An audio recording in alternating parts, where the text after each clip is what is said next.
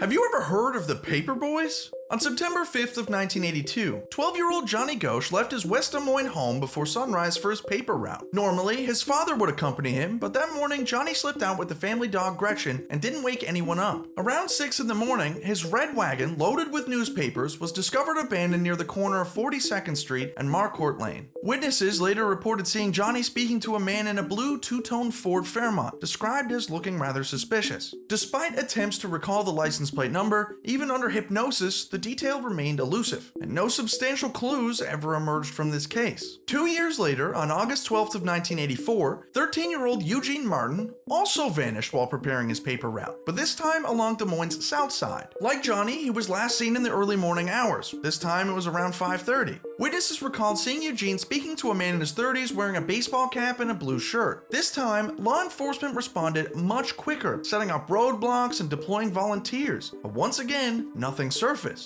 Eugene's neatly placed newspaper bag was resting against a fence completely untouched. Another 2 years go by, and on March 29th of 1986, another local boy went missing. 13-year-old Mark Allen told his mother he was heading to a friend's house and possibly a movie. As he left, he asked her to save him some pizza for when he got back. Unlike Johnny and Eugene, Mark wasn't on a paper route, but his age, location, and the sudden nature of his disappearance drew immediate comparisons. Mark's case, however, received far less media attention than the other boys, and investigators struggled to find really any leads. No witnesses came forward and no evidence was ever uncovered. Johnny and Eugene's faces became some of the first to appear on milk cartons, a desperate nationwide plea for answers. However, despite decades of investigation and countless theories of human trafficking and serial killers, none of the boys were ever found. But what do you think happened to them? If you have any cases you'd like to see covered, please leave them in the comments below, and make sure to hit that follow button so you can be notified when I post them.